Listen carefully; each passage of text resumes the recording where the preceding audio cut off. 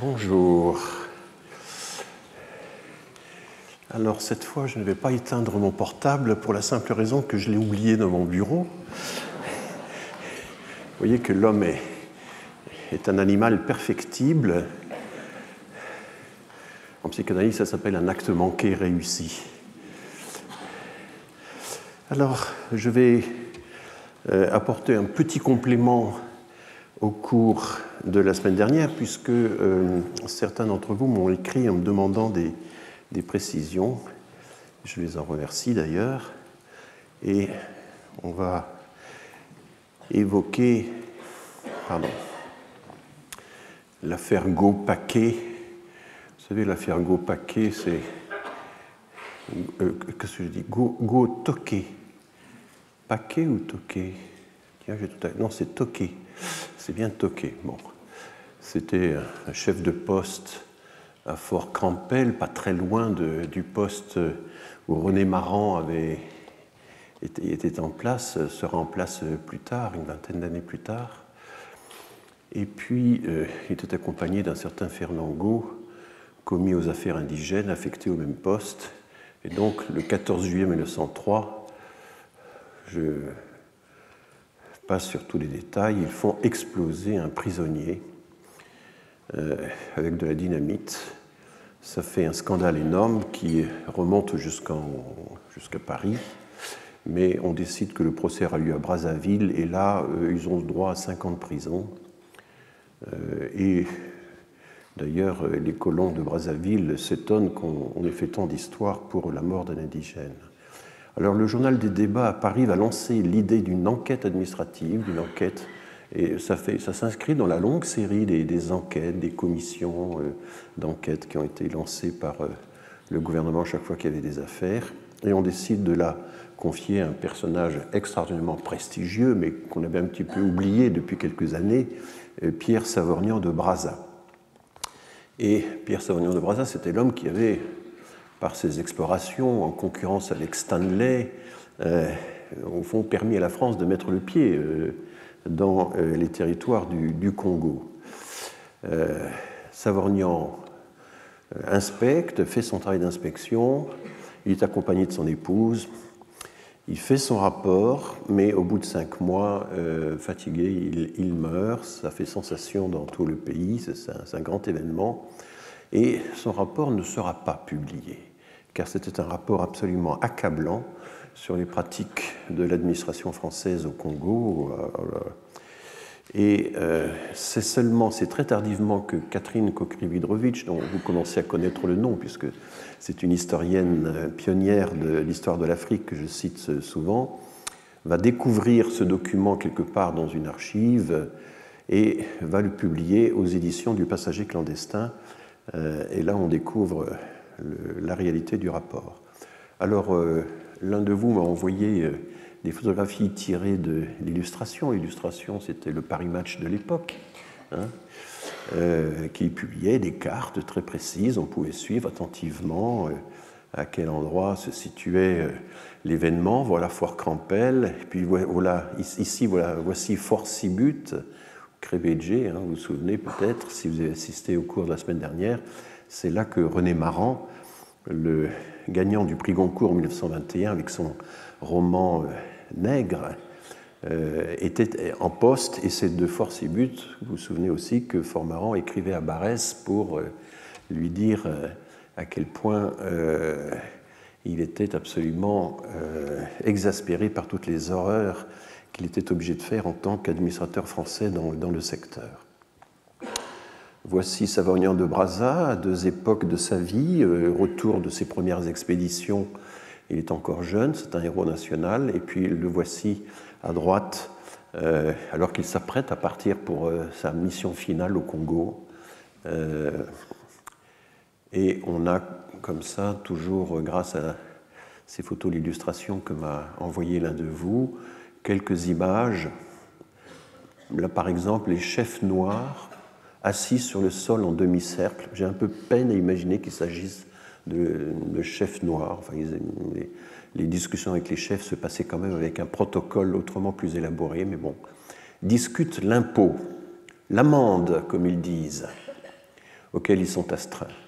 Ils demandent des facilités de paiement et M. de Brazza vient de leur causer une grande satisfaction en les autorisant à s'acquitter désormais à leur gré, soit en espèces, soit en nature, c'est-à-dire en boules de caoutchouc. Un témoignage comme ça au passage sur un des éléments les plus conflictuels évidemment de la colonisation qui était l'impôt, d'abord monétaire effectivement, qu'on faisait peser sur les populations.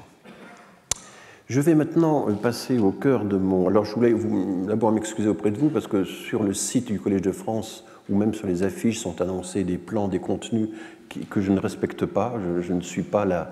Et je vais essayer de faire en sorte pour la semaine prochaine de rétablir, de remettre de l'ordre dans tout ça. Je n'ai pas eu beaucoup le temps de le faire et d'adapter, d'aligner l'affichage sur le discours qui seul fait foi, n'est-ce pas, comme on dit.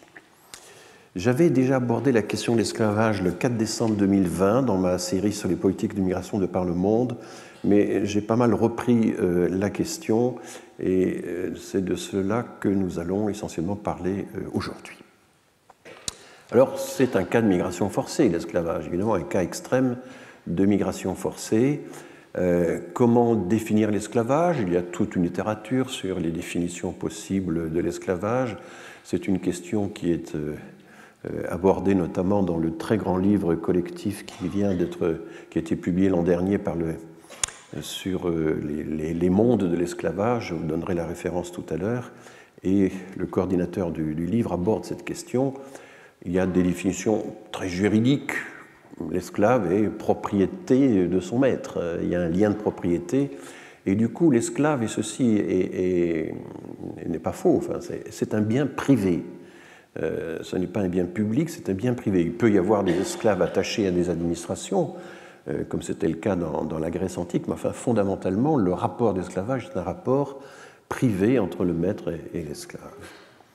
Mais pas mal d'auteurs insistent sur le fait qu'en réalité, ceci ne peut fonctionner qu'à condition qu'existe un rapport de domination collective, un rapport de domination lié aux guerres. Il y a aussi la question de la dette. Il y a pas mal d'esclavage pour dette, y compris en Afrique subsaharienne. Il y en avait beaucoup aussi dans la Grèce antique ou dans la Rome antique. On avait même à Rome des personnes qui se vendaient elles-mêmes comme esclaves pour pouvoir payer leurs dettes. Vous voyez. Donc la guerre et la dette sont un peu les deux sources de l'esclavage.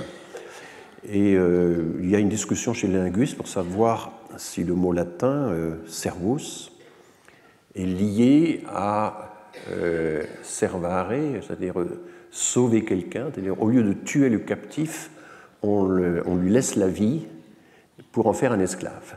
Et ce serait peut-être l'étymologie de servus au sens d'esclave, qui ensuite va donner ser, et le mot prendra un sens différent. Un auteur comme Claude Mayassoux, dont nous parlerons dans un instant, un anthropologue marxiste qui a travaillé à l'école des hautes études en sciences sociales dans les années 70-80, insiste aussi sur le fait que tous les systèmes d'esclavage qu'il a bien connus en Afrique abolissent les liens de parenté. Il n'y a plus de liens de parenté, il y a une rupture totale de tous les liens sociaux, les individus sont atomisés en quelque sorte, et ça fait partie également de la condition de l'esclavage. Mais enfin, tout ceci ne s'observe pas systématiquement partout, il y a des exceptions, et puis nous avons aussi le problème du travail forcé qu'on a évoqué la dernière fois, et les auteurs considèrent maintenant qu'il y a une sorte de continuum entre l'esclavage et le travail forcé. Il y a des situations d'esclavage qui sont... voilà. Un des indicateurs, par exemple en Mauritanie, où il y a encore des restes, des traces importantes d'esclavage, c'est que vous avez des captifs, c'est comme ça qu'ils sont considérés, qui sont là à proximité des propriétaires, et on comprend que ce sont des captifs par le fait qu'ils n'ont pas le droit de se déplacer, ils n'ont pas de liberté de déplacement, de circulation, ils sont vraiment dépendants, y compris pour leur liberté de mouvement, dépendant du maître. Bon, On peut évidemment décrire, comme le faisait Aristote, l'esclave par le fait que c'est un outil, c'est un instrument, c'est un outil animé, c'est la célèbre formule d'Aristote. Et Aristote trouvait tout à fait naturel qu'il y ait des esclaves. Alors ça, c'est très intéressant. Hein. Voilà une institution qui a duré des millénaires, et puis qu'il arrive un moment où elle n'est absolument plus admise. Il y a comme un effet de cliquet, on ne peut pas revenir en arrière. Hein. Il y a comme ça dans l'histoire mondiale de l'éthique une impossibilité de revenir en arrière. Bon, même si évidemment on a toujours des exemples, le nazisme a servi les populations entières à un degré incroyable, mais enfin, dans notre conscience commune, nous ne pouvons plus accepter l'esclavage. Or, de très très grands esprits avaient trouvé ça totalement normal. Ce qui est très intéressant chez Aristote, c'est qu'il fait allusion à des auteurs que malheureusement il ne nomme pas. Lui pense qu'il y a par nature des gens qui sont nés pour être esclaves, des étrangers, des captifs qui sont nés pour être esclaves, c'est leur destin. Mais, dit-il, certains auteurs prétendent que c'est une institution sociale, que l'esclavage n'existe pas par nature, que l'esclavage est le fruit d'une construction sociale. Et c'est tout ce qu'il dit. Il fait cette allusion rapide à plusieurs auteurs, il y en aurait plusieurs, mais peut-être des sophistes qui étaient capables de retourner tous les arguments et de mettre en cause les données les évidences les plus courantes. Mais enfin, on n'a pas trouvé d'auteurs qui correspondent qui défendent la théorie rapporté par Aristote. Donc un bien, un meuble, un outil animé, etc. Mais le problème, et ça c'est la contradiction qu'on va trouver notamment dans le fameux Code noir promulgué après la mort de Colbert, ils sont quand même dotés d'une âme puisque dans pas mal de sociétés, on s'échine à les christianiser, on entreprend de les christianiser. Alors dans certaines sociétés, au contraire, ils n'ont pas d'âme, ils ne méritent pas d'être christianisés. Dans d'autres, on pense que pour sauver l'ordre social, il vaut mieux quand même les christianiser. Et du coup, on ne peut pas christianiser quelqu'un qui n'a pas d'âme. Si c'était un pur outil, il ne pourrait pas être évangélisé. Alors cette contradiction, on la retrouve tout le temps. Donc, il y a ces définitions très juridiques, très individuelles, très relationnelles de l'esclavage. Mais enfin, il y a aussi le fait que c'est fondamentalement une entreprise organisée de migration de travail et d'une migration de travail forcée. Et quand on n'a pas d'esclaves sous la main, eh bien, on prend un équivalent, et c'est ce qu'on appelle les engagés, l'engagisme. Les coulis font partie, recrutés en Chine, recrutés à Madagascar, notamment en Inde, font partie de ces populations qui ont été des quasi-esclaves. Alors c'est très débattu, je l'ai déjà évoqué dans un cours précédent. Il y a toute une discussion pour savoir si les contrats des engagistes, qui devaient rempiler essentiellement parce qu'ils étaient endettés, il fallait par exemple qu'ils remboursent leur voyage, et ils ne pourront pas rembourser leur voyage, eh bien, ils étaient obligés de rempiler, c'était des contrats souvent de 3 ans ou de 5 ans. Et finalement, beaucoup de coulis ou d'engagés sont restés à vie. Toute une partie de notre outre-mer est peuplée de descendants de coulis. Hein. Il faut quand même en avoir conscience, que ce soit dans les Antilles, à La Réunion, ou dans des îles qui ont été autrefois françaises, comme l'île Maurice, par exemple. Bon, j'évoquerai plus tard le problème de la rotation, j'anticipe un peu. Alors, rapidement, une petite chronologie purement française de l'esclavage. 1685, c'est donc le Code noir. Si vous allez visiter la nouvelle exposition permanente du Musée national de l'histoire de l'immigration, vous verrez que le parcours est chronologique et que la première année, le premier paquet d'années, parce que ce sont des paquets de dates plutôt que des dates précises, c'est 1685, qui correspond à la fois à la promulgation du Code noir et à la révocation de l'édit de Nantes, l'édit de Fontainebleau. Le Code noir n'est pas vraiment un code, d'ailleurs cette appellation est postérieure à 1685, c'est pas une appellation officielle, même si elle s'est reprise ensuite.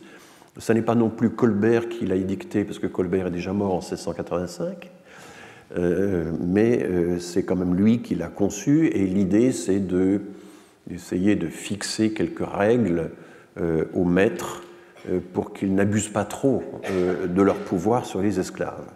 Ça se veut un texte de modération de la législation, enfin du pouvoir que détenaient les maîtres sur les esclaves, mais on a pu l'interpréter exactement au sens inverse, parce qu'évidemment, il y a aussi des autorisations, des blancs-seings qui sont donnés aux maîtres. C'est à eux de châtier, par exemple, directement les esclaves en cas de rébellion ou de faute. C'est une espèce de... Ça évoque un peu le code de l'indigénat, mais dans une relation privée. Hein. Il y a un pouvoir très très fort du maître sur l'esclave, et les châtiments corporels, y compris les tortures, sont directement mentionnés dans le Code noir. Alors, je prends quelques éléments de chronologie rapide juste pour planter le décor. En 1788, un an après la création d'une société analogue en Angleterre, des intellectuels, le mot n'existait pas encore à l'époque, fondent la Société des Amis des Noirs. Mais c'est une société qui est extrêmement prudente dans ses avis, qui considère que l'émancipation des Noirs est certes un objectif, mais c'est un objectif progressif. Il y a toute une discussion à l'époque, est-ce que l'émancipation doit être simultanée ou progressive? Si elle est progressive, ça veut dire qu'une partie des Noirs serait émancipée, puis ensuite d'autres groupes, etc. Ce qui ne serait pas facile à gérer. Est-ce qu'il vaut mieux émanciper tout le monde directement ou pas? En tout cas, la Société des Amis des Noirs, contrairement à son équivalent anglais, n'est quand même pas très active. Et elle considère que les Noirs ne sont pas encore mûrs pour la liberté. Alors, notre principale possession d'outre-mer, de très loin, le territoire où la France a le plus d'esclaves, c'est Saint-Domingue, donc l'actuel Haïti. Et en gros, vous voyez, un demi-million d'esclaves à Saint-Domingue, c'est considérable, face à 35 000 blancs et 25 000 mulâtres, donc des blancs qui sont sans cesse sur le qui-vive, qui redoutent en permanence la révolte des esclaves. Hein, et les modèles antiques sont toujours présents. Spartacus, c'est quelque chose dont les propriétaires de Saint-Domingue ont entendu parler. Et bien voilà qu'en 1790, 1791, les mulâtres d'abord, qui avaient des revendications propres, d'assimilation avec les blancs, les libres de couleur aussi, se mettent dans la bataille, s'engagent dans la bataille, mais finalement, ça va s'élargir à tous les esclaves de Saint-Domingue, c'est la grande révolte, et les armées françaises sont battues par les esclaves de Saint-Domingue. Et du coup, ce sont les esclaves eux-mêmes qui ont obtenu finalement leur émancipation.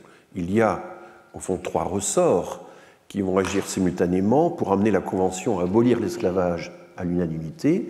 Ces 3 ressorts, c'est certes le progrès des idées d'humanité et d'égalité, et ça c'est tout à fait incontestable.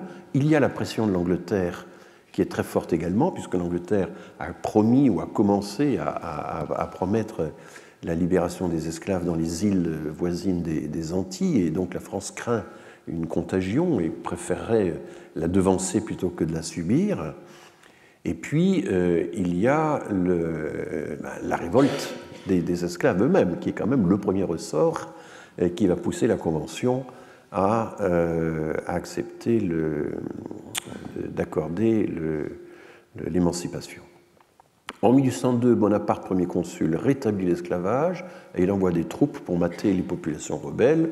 Bon, vous savez qu'il était marié à Joséphine de Beauharnais, qui était une créole des îles, mais enfin, il est surtout sensible à la protestation des grands propriétaires, et c'est le fameux recul de Bonaparte, et donc toute la guerre qui va s'engager pendant plusieurs années entre les troupes françaises et les troupes haïtiennes. Pendant ce temps, l'Angleterre continue de progresser, abolit la traite et devient le grand gendarme des mers, c'est-à-dire une espèce de coursier moral qui arrête les bateaux de toute nationalité sur toutes les mers du globe pour vérifier qu'il n'y a pas d'esclaves à bord et pour confisquer les bateaux qui se livreraient à l'esclavage. Alors que l'Angleterre était évidemment, quelques années auparavant, un des grands artisans de l'esclavage. 1833, et vous voyez qu'il y a il y a un décalage entre l'abolition de la traite sur la navigation, là c'est la Navy qui s'en occupe, et l'abolition de l'esclavage. Il y a donc 26 ans de décalage entre l'abolition de la traite et l'abolition de l'esclavage de la part de l'Angleterre, et c'est finalement 15 ans plus tard que sous vraiment l'initiative de Schœlcher, Victor Schœlcher a vraiment pris une part considérable, c'est son insistance personnelle, hein, qui a fait qu'en 1848, la France a fini par abolir l'esclavage dans ses colonies. Alors, je ne vais pas aborder aujourd'hui la question extrêmement intéressante de savoir mais alors, que sont devenus les esclaves libérés dans les colonies. Ils ont été mis au travail. Ils ont subi une législation très coercitive qui est un peu, par certains côtés, ressemble au travail forcé.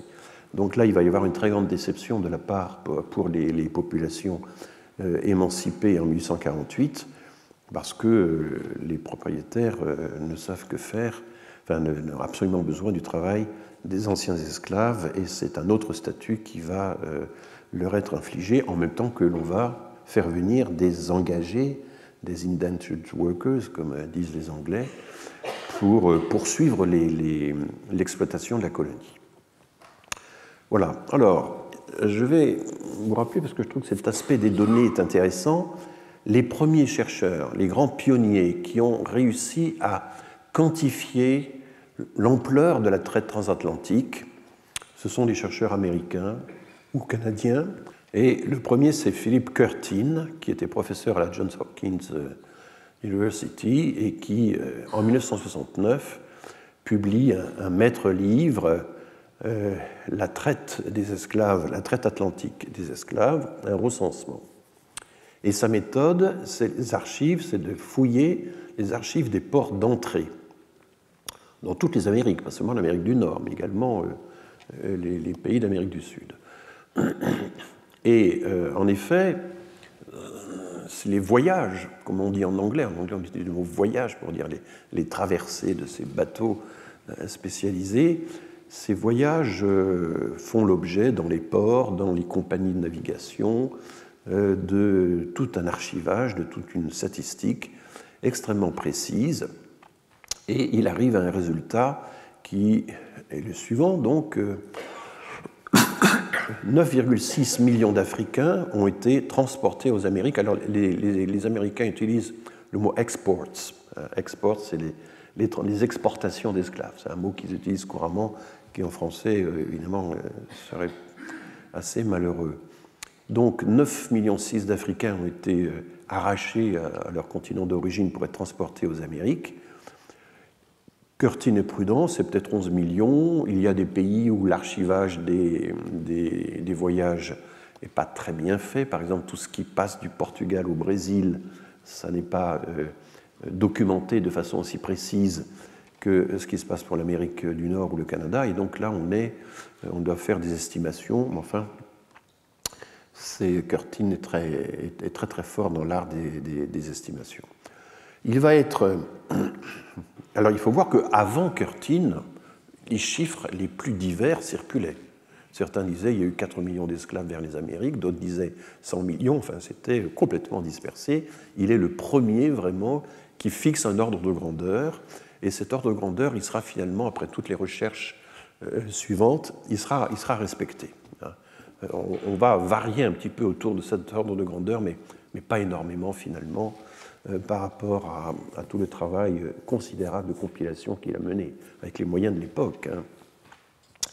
Il est critiqué aussitôt, il est critiqué notamment par Joseph Inikori, qui était un historien du Nigeria, qui avait migré aux États-Unis, était devenu professeur dans une université américaine, qui lui dit non, c'est très sous-estimé, en réalité c'est beaucoup plus, c'est 15,4 millions, c'est pas 11 millions. Bon, ça fait quand même une différence pas négligeable. Et un autre auteur, James Rowley, alors j'ai laissé en blanc, c'est-à-dire dit à peu près la même chose, estime... Pardon, je suis désolé, je ne suis pas en très bon état aujourd'hui, mais comme toujours, je vais me transcender pour vous communiquer la bonne parole. Alors, et puis, je signale que par ailleurs, c'est assez intéressant, Curtin a publié un livre dont on parle beaucoup moins, en 1989, donc 20 ans après son maître ouvrage, sur la mort par migration, c'est-à-dire la mortalité des Européens dans les premiers temps de la colonisation dans les pays tropicaux. Il est frappé par l'importance considérable de la mortalité subie par les militaires, par les colons, par toute cette population européenne. Et il y a une immense littérature à l'époque sur la question de savoir, mais est-ce que les Européens sont capables de s'acclimater ou pas aux climats tropicaux ou même au climat algérien. On distingue d'ailleurs à l'époque deux mots en français. Il y a l'acclimatement et il y a l'acclimatation. L'acclimatation, c'est un travail d'adaptation. L'acclimatement, c'est la capacité naturelle qu'a le corps humain à s'adapter aux circonstances naturelles. Et donc, on essaie de savoir quel écart il y a entre les capacités, enfin, quel est le niveau des capacités d'acclimatement des corps à de nouveaux climats et qu'est-ce qu'on peut ajouter à ces capacités d'acclimatement pour arriver à une acclimatation soutenue notamment par la médecine, par l'alimentation, par l'exercice physique, etc. Et ça occupe beaucoup de place dans toute la discussion coloniale, la question de l'acclimatement et de l'acclimatation. Et Curtin, du coup, va reprendre un peu toutes ces nombreux mémoires qui ont été publiés dans les différents pays de colonisation sur cette question. Mais voilà, ceux d'entre vous que ça intéresse pourront se reporter à ce grand livre, cet autre grand livre de Curtin. Alors, la génération suivante, c'est Paul Lovejoy, c'est un Canadien, il vit toujours, il est à l'université de York, qui est située dans l'agglomération de Toronto, et en 1982, il publie une grande synthèse sur l'ampleur, le volume de la traite négrière atlantique. Et là, il ne prend plus les archives des ports d'entrée, il va examiner les archives des ports de départ. C'est donc l'autre bout du voyage, et il va le faire pays par pays. En anglais, ça s'appelle Shipping Data by National Carrier, donc les trajectoires nationales, d'après toujours des archives des compagnies de navigation ou des entreprises de navigation privée. Bon. Ça complète les données de Curtis et il explique pourquoi Inikori et Rowley se sont trompés. En fait, Inikori et Rowley, qui trouvaient que Curtis avait sous-estimé les chiffres, eh bien, ont fait des doubles comptes parce qu'ils ont essayé de picorer des données un peu partout et ils ont fait les doubles comptes en puisant à la fois dans des données des ports d'arrivée, des ports de départ. Vous voyez à quel point, en statistique, la question des doubles comptes, c'est toujours très important. Et je vois là une ancienne collègue qui a travaillé sur le recensement de la France et qui sait de quoi je parle. Donc, Lovejoy arrive au résultat de 11,7 millions de captifs transférés aux Amériques pendant, alors c'est toujours 4 siècles, hein, en gros, hein, c'est de 1400 à 1860, hein, c'est ça la période couverte. C'est très très long, hein. C'est une compilation de données absolument incroyable, vu Mais à l'époque de Lovejoy, l'instrument informatique existe déjà et commence à être fortement utilisé. Par contre, il n'y a que 9,9 millions d'arrivées, et bien la différence de 15%, c'est les décès en cours de route. Les décès en cours de route, qui sont d'ailleurs du même ordre pour les matelots, pour les marins qui accompagnent et contrôlent, encadrent ces cargaisons d'esclaves, car c'est comme ça qu'ils sont traités, même si on essaie quand même de les nourrir un petit peu pour qu'ils soient en bonne forme à l'arrivée. Donc 15% à peu près, 12%, 15% sont les auteurs. Ça peut être plus, évidemment, si la durée du voyage est plus longue, mais enfin, en gros, c'est la moyenne qu'on observe. Et la confrontation entre données d'arrivée et données de départ, plutôt données de départ et données d'arrivée, permet d'estimer la mortalité du passage.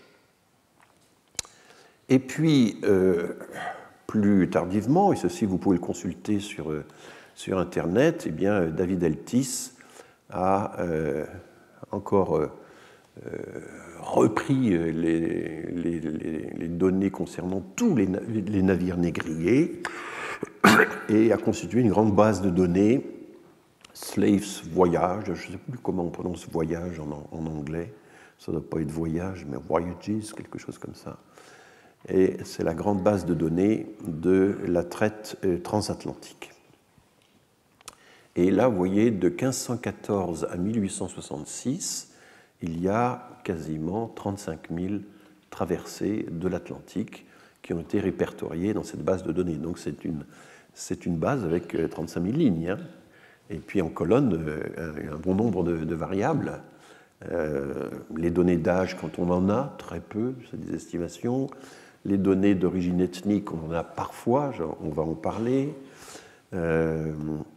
Les données sur l'équipage, les données sur les distances parcourues, sur les escales, enfin on trouve un peu de tout ça dans le fichier mais sur les hommes et les femmes, bien sûr. Mais évidemment, ce sont des bases de données un petit peu décevantes parce que la description qu'elles donnent des esclaves eux-mêmes, des captifs, est très, très, très mince, hein, très, très pauvre. Voilà, donc formidable travail accompli par les chercheurs américains qui vont ensuite influencer les chercheurs français qui vont s'y mettre à leur tour un peu plus tard. Alors voici un graphique que j'ai emprunté à l'Atlas des esclavages publié chez Autrement, qui est un très bel atlas que je vous recommande. Ça a été repris dans l'Atlas historique de l'Afrique que François-Xavier Fauvel, mon collègue, donc, a publié il y a 3 ans. Et vous voyez le nombre absolu d'arrivées de 1580 à 1860. C'est un graphique multiséculaire. Il y a des creux très importants correspondant à la guerre de 100 ans, à la guerre d'Amérique, aux révoltes d'esclaves, aux guerres napoléoniennes. Mais enfin, grosso modo, ce qui est intéressant, c'est que le point culminant des entrées d'esclaves dans tous les ports de l'autre côté de l'Atlantique, et je rappelle que c'est toute la côte américaine, Amérique du Nord, centro-américaine, enfin Amérique du Sud, eh bien c'est aux alentours de 1780, 1800, 1820. Donc quand les Anglais commencent à vouloir abolir la traite, il y a encore énormément de passages, mais de passages qui vont être clandestins, qui vont enfreindre les interdictions britanniques. Et c'est ce que vous avez sur le petit schéma de gauche. Entre 1514 et 1680, eh bien, les plantations sucrières sont encore très peu répandues dans le Nouveau Monde. Il y a encore peu d'esclaves. Le maximum, c'est de 1680 à 1820. Et à partir de 1820, ce sont des arrivées clandestines, irrégulières, mais qui, là, évidemment, sont plus difficiles à chiffrer. Hein. Il y a donc une partie d'estimation importante dans tous les calculs de Curtis et compagnie. Bien. Et vous voyez qu'on arrête le graphique en 1865-66 parce qu'au-delà, ça devient insignifiant. Même si le Brésil, par exemple, qui avait aboli la traite auparavant, mais n'a aboli l'esclavage proprement dit sur son sol que dans les années 1880. Ça a été très, très tardif. Alors, l'estimation des taux de mortalité, je vous en ai parlé un petit peu, mais ça varie quand même énormément. Et on parlera tout à l'heure de la traite transsaharienne, qui est une autre traite. Là, pour l'instant, je n'ai parlé que de la traite transatlantique.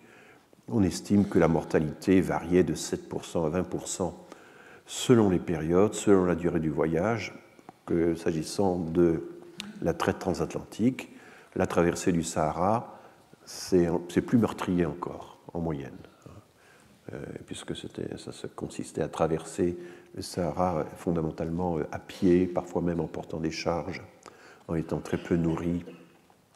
Donc voilà un peu les estimations, mais c'est évidemment, il est beaucoup plus difficile d'estimer la mortalité transsaharienne que la mortalité transatlantique.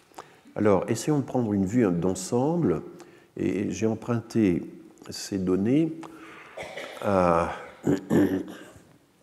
un article tout à fait étonnant d'un chercheur canadien qui s'appelle Nathan Nunn.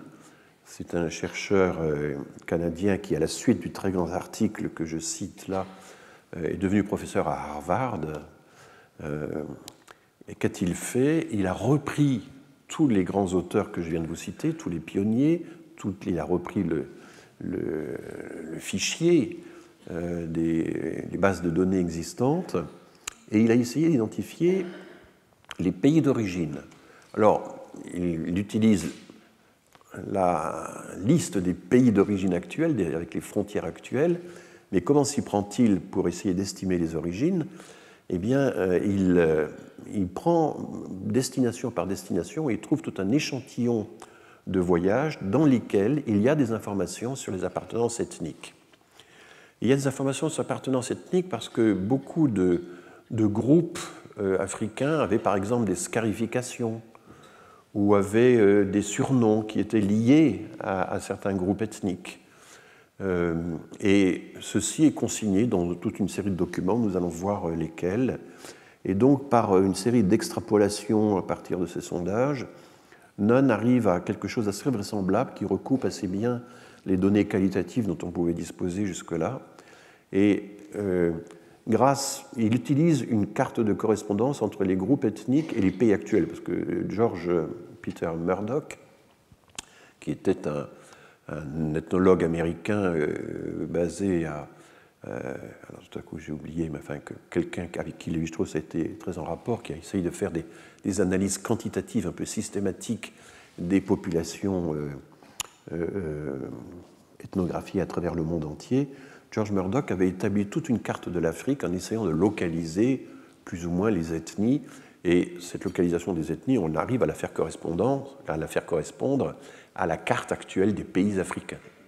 Donc c'est ce document de Murdoch qui va permettre à Nathan Nunn d'établir cette correspondance entre les appartenances ethniques évoquées dans les archives anciennes des voyages de traite et les pays actuels. Donc ne soyez pas surpris de voir ici une liste de pays qui sont des listes de pays actuels. Alors vous voyez que sur la période concernée, ça n'est pas l'ensemble, ça ne va pas de l'an 1400 à l'an... si, ça va de 1400 à 1900, pardon. Donc il divise, enfin c'est moi qui divise, pour rendre plus clair. J'ai mis à part, parce qu'il donne une liste par effectif décroissant, mais qui n'est pas très, très lisible, donc j'ai redonné un peu ça. Vous avez en haut les pays où il n'y a que de la traite transatlantique, donc ce sont, comme le dit l'auteur dans son anglais, les exports, ce sont les sorties de captifs africains, et les pays sont ceux qui ont été dirigés essentiellement vers les Amériques. Et vous voyez que l'Angola, donc l'Angola c'est à proximité immédiate du Congo, c'est le pays qui suit les deux Congos sur la côte africaine. L'Angola, avec notamment des villes comme Luanda, c'est de loin le pays qui a produit, si j'ose dire, le plus grand nombre d'esclaves dans l'histoire. Les Portugais, notamment, ont joué un grand rôle en envoyant des esclaves au Brésil. Le Brésil a été un très très grand consommateur d'esclaves, on peut le dire, parce que le Brésil, à la différence des États-Unis, ne s'est pas beaucoup intéressé à la reproduction sur place. Il y avait une mortalité sur place considérable, et donc le Brésil a fait sans cesse fait venir des nouveaux venus pour remplacer les disparus.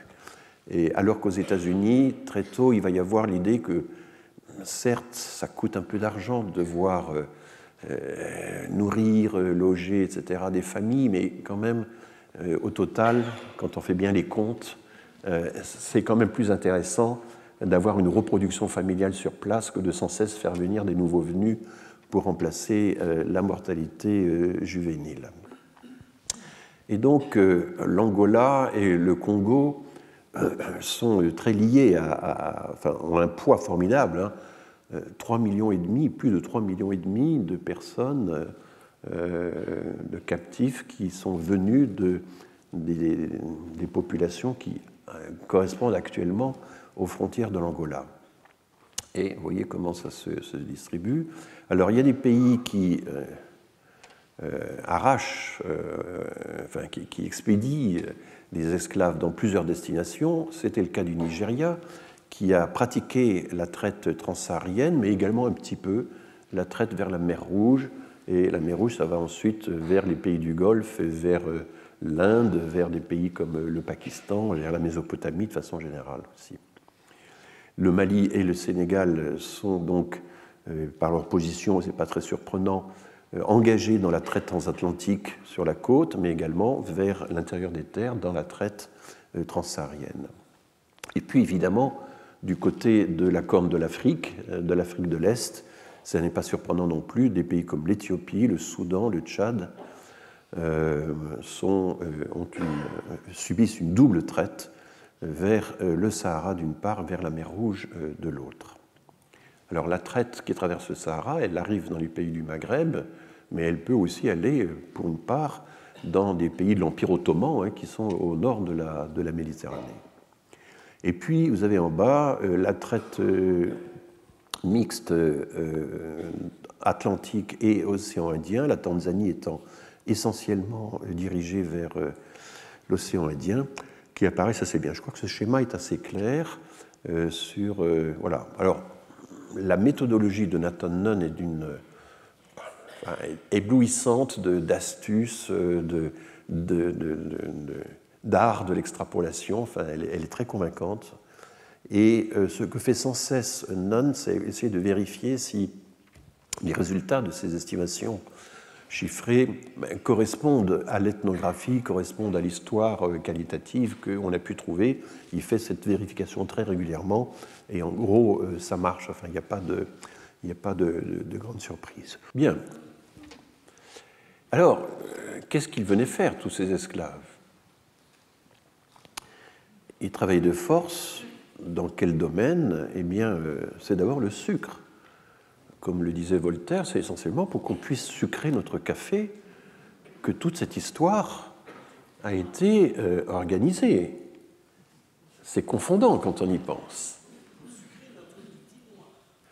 Voilà. Alors, le café, bien sûr, le cacao arrive un peu, il y a les mines, mais ce n'est pas grand-chose par rapport à ce qu'ont fait les Espagnols qui ont beaucoup utilisé les indigènes et les esclaves dans leurs mines. On pense aux mines du Potosi, par exemple, dans l'actuelle Bolivie. Le travail domestique, bien sûr, apparaît, mais enfin, c'est très minoritaire par rapport à l'ensemble, et ça va concerner davantage les femmes, évidemment. Et puis le coton, rendu fameux par les États-Unis, c'est très, très minoritaire par rapport à la culture du sucre et du café. Alors évidemment, c'est une synthèse sur les 4-5 siècles couverts par ce bilan. Donc j'ai représenté à la fois les chiffres absolus, 6 millions d'esclaves ont été transportés de l'autre côté de l'Atlantique pour le sucre, pour la canne à sucre, 2 millions pour le café, etc. Donc ce sont évidemment des chiffres arrondis. Et j'ai retrouvé ça dans le livre de Hugh Thomas. Hugh Thomas est un grand historien américain, mais il fait plutôt des synthèses, de grandes synthèses. Par exemple, il est l'auteur d'une grande synthèse sur la guerre civile espagnole. Vous voyez, il a abordé plusieurs sujets, mais il a le grand mérite d'être extrêmement précis dans ses synthèses, de tout lire et de restituer d'une façon très, très lisible, je trouve. Alors, le graphique, c'est moi qui l'ai fait, évidemment. Lui, il publie ça sous forme de tableau. Voilà, c'est quand même impressionnant de voir que l'objectif de toute cette affaire, de tout ce remuement forcé d'hommes, c'était de la consommation ordinaire qui s'est répandue en Europe à la vitesse de l'éclair. Le café s'est très très vite répandu, le sucre aussi, parce qu'avant le sucre, il y avait quoi? Il y avait le miel essentiellement en Europe. Donc, de la même façon, vous avez d'autres populations, d'autres sources d'approvisionnement pour le sel, qui était aussi une grande affaire. Donc, on a maintenant d'ailleurs de plus en plus des ouvrages de synthèse absolument passionnants. Il y en a un sur le sucre d'ailleurs, pour voilà, l'histoire du sucre à travers les siècles, à travers les temps, les époques. Et ce sont forcément des livres d'histoire totale, parce qu'à travers un produit que l'on suit, évidemment, on touche à des quantités de rapports de domination, d'exploitation, etc. Alors venons-en un peu plus précisément aux fameuses traites qui ont traversé le Sahara ou qui ont traversé l'océan Indien. Une première tentative chiffrée, qui est souvent la seule citée, c'est celle de Ralph Austen, qui est assez prudent. C'est un essai de recensement sur la traite transsaharienne, publié en 1979, complété par d'autres publications en 88 et en 92. Et alors là, évidemment, il faut remonter dans le temps. La période couverte est forcément plus longue, puisque on remonte, en gros au début de l'islam, on remonte au IXe siècle, ou enfin à une époque où l'islam est déjà bien implanté, mais enfin ça fait quand même finalement 10 siècles qui sont couverts, et non plus 4 ou 5 comme pour la traite atlantique. Donc la comparaison des chiffres, évidemment, est faussée par le fait que la durée couverte est beaucoup plus importante. Et à ce moment-là, on réfléchit, on se dit, ben oui, mais l'Antiquité, si je l'inclus dans le calcul, l'Antiquité grecque et romaine, ça puise également. En réalité, il y a toujours eu de l'esclavage. Alors, les estimations actuelles consistent à dire qu'à Athènes, à Rome, on a à peu près de la moitié de la population est esclave, à peu près. C'est du 40%, c'est cet ordre de grandeur-là, autour duquel on tourne. Et donc, ces sociétés étaient esclavagistes et tournaient sur l'esclavage. C'est ce que Moses Finlay, le grand historien de l'Antiquité de Cambridge, a expliqué. Il y a des sociétés qui utilisent l'esclavage de façon un peu spécifique, partielle, pour certaines activités, et puis il y a des sociétés dont le système lui-même repose sur l'esclavage, dont le fonctionnement même est impensable sans l'esclavage. Eh bien, l'Antiquité grecque et latine en faisait partie, et ça n'a pas toujours été reconnu, parce que ce sont les sociétés que nous avons tellement idéalisées que reconnaître le fondement esclavagiste de Saint Augustin, par exemple, il y a un très beau texte dans les Confessions sur ce que c'est que la vie heureuse. Une vie heureuse, c'est quand on est comblé, quand on est en famille, on a tout réussi, les récoltes sont bonnes, le temps est merveilleux, les esclaves vous obéissent, et il glisse comme ça dans la liste des choses positives, des expériences positives, l'obéissance des esclaves. Pour lui, ça fait partie d'une vie accomplie, heureuse, d'être bien parmi ses esclaves et de les avoir à sa merci. Hein. Il faut rappeler que le christianisme, Saint Paul a beau dire il n'y a plus ni homme libre, ni esclave, ni homme, ni femme, etc., la distinction se subissait. On pouvait devenir chrétien, quelle que soit son appartenance, mais le christianisme n'a jamais milité pour l'abolition, en tout cas pas dans ces époques-là, pour l'abolition de l'esclavage. L'évêque de Verdun, au IXe siècle, avait quelques centaines d'esclaves. Et pendant longtemps, on a dit, mais le servus, qui vient directement du mot latin pour esclave, c'est quand même autre chose que l'esclave. Et en fait, la tendance des historiens, tendance de long terme, depuis Marc Bloch, c'est quand même de considérer que si l'esclavage a perduré très longtemps. Dans l'Antiquité tardive, on disait autrefois à l'époque de saint Augustin, donc 4e siècle, 5e siècle, on disait que les esclaves n'étaient plus ce qu'ils étaient. Mais si, on se rend compte qu'ils jouaient un rôle qui n'était pas très différent de celui de l'époque républicaine ou de l'époque impériale, de l'époque des Julio-Flaviens. Saint Augustin lui-même, comment est-ce qu'il écrivait? Mais il avait 3 ou 4 esclaves avec lui, qui recueillaient toutes les citations de la Bible qu'il était intéressant de pouvoir introduire dans un texte, et puis ensuite, avec tout son art de la composition, il enfilait les citations et il construisait son argumentation et son texte. Mais il avait une grande table avec toutes les feuilles disposées, les citations, et c'était les esclaves qui travaillaient pour lui. Il avait des secrétaires, et les secrétaires, de même que certains pédagogues, c'était des esclaves. Lorsque Cicéron se retrouve en Cilicie, au sud de la Turquie actuelle, où il doit surveiller le fonctionnement de la population, il doit surveiller que les grands seigneurs du lieu accomplissent leurs promesses, construisent leur part de murailles, de vaisseaux, de monuments, de thermes, etc., etc. Ils veillent que l'impôt rentre, il veille qu'il n'y ait pas de rébellion, sinon il appelle l'armée romaine à son secours.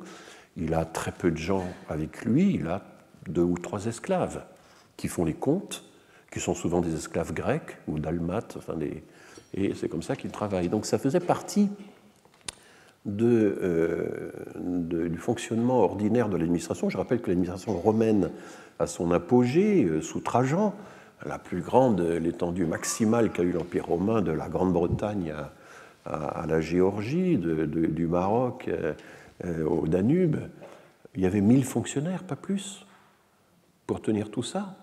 1000 fonctionnaires, et je disais souvent que c'était le nombre de personnes qu'il y avait dans la tour de l'INSEE à la porte de Vanves. ça me parlait.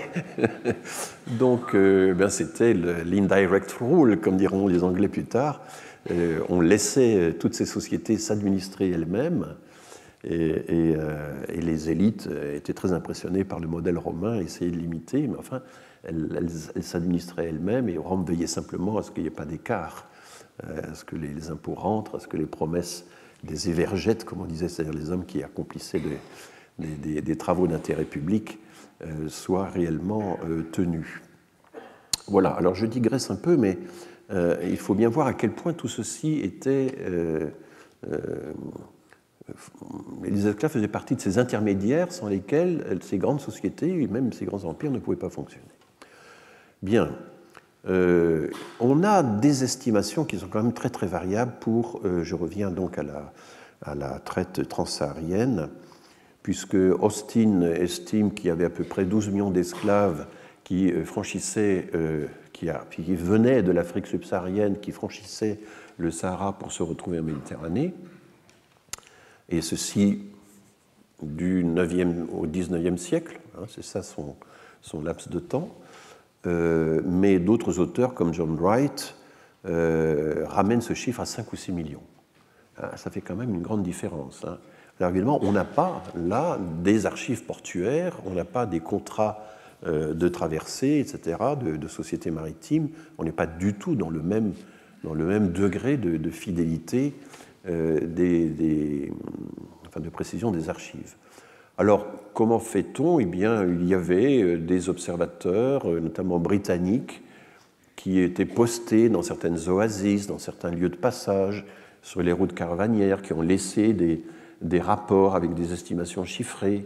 C'est un peu à partir de ce genre d'observations un peu dispersées que Austin, aussi bien que Wright, font leurs estimations, mais arrivent à un écart qui va du simple au double. Quant aux traversées vers l'océan Indien, là aussi on manque d'archives et on est aux alentours de 4 millions peut-être par une estimation de Edward Alpers qui date de 1982. Alors si on additionne toutes ces traites du 9e au 19e siècle, l'Atlantique, c'est 11-12 millions de personnes, plus le Sahara, et là si on prend l'estimation basse, c'est 6 millions, plus 4 millions vers l'océan Indien, on arrive à environ 22 millions de personnes qui ont été donc au cours des siècles transportées de force d'un continent à l'autre. Alors, si on se centre sur la France, nous avons eu nous aussi des chercheurs en France, très tôt d'ailleurs, mais centrés sur la France, sans avoir l'ambition évidemment mondiale ou globale, comme on dit maintenant, qu'ont eu les chercheurs américains. Mais les chercheurs américains ont vraiment rendu hommage à ces chercheurs français. Enfin, ils ont salué l'importance de leur travail. Il y a Jean Meyer, la grande thèse de Jean Meyer sur l'armement nantais dans la deuxième moitié du XVIIIe siècle. Deuxième moitié du XVIIIe siècle, c'est le point culminant des voyages de traite depuis Nantes. Et Nantes, suivi de Bordeaux, de La Rochelle, de quelques autres villes, le long de quelques autres ports le long de la côte, Nantes est de loin le premier port français qui a participé à la traite. Il y a eu ensuite des études qui ont été faites dans les ports d'arrivée dans les Antilles, Gabriel Debien, et puis il y a l'effort absolument héroïque impressionnant, c'est Jean Métas, Le répertoire des expéditions négrières françaises au XVIIIe siècle, 2 tomes, dont le second est posthume, en 1978 et 1984. Il y a 3343 notices sur les voyages, avec toujours la capacité du navire, le nombre de personnes, des indications sur les âges, s'il y en a, sur la répartition des sexes, sur l'équipage, sur la mortalité des esclaves d'une part, la mortalité de l'équipage de l'autre, etc. Ce sont ces notices qui ont... Voilà. Il y a toutes les escales, il y a les sites de traite, les lieux de vente. Ah oui, il donne aussi le prix de vente quand on le connaissait. Il y a des, voilà. Bon, c'est vraiment une base très riche. Je voudrais vous signaler quelques... Oula, mes caractères sont bien petits. Quelques ouvrages tout à fait marquants dans la bibliographie française. Il y a un ouvrage étonnant qui pourrait paraître très daté parce que c'est une anthropologie marxiste de l'esclavage, c'est Claude Meillassoux, mais c'est une anthropologie marxiste qui s'ouvre en disant que Marx n'avait rien compris au sujet. Donc c'est une vision très matérialiste, si vous voulez, mais extrêmement fine, très intéressante. Et j'en reparlerai parce que Claude Meillassoux parle, et il a été anthropologue sur le terrain, c'est un ingénieur qui se convertit tardivement à l'anthropologie, et il fait une place très importante aux traites intra-africaines, aux traites arabes, etc. Je reviendrai sur ce mythe qui consisterait à croire que les auteurs de gauche auraient oublié ou occulté sciemment les traites musulmanes, etc. C'est qu'un thème récent, j'en reparlerai.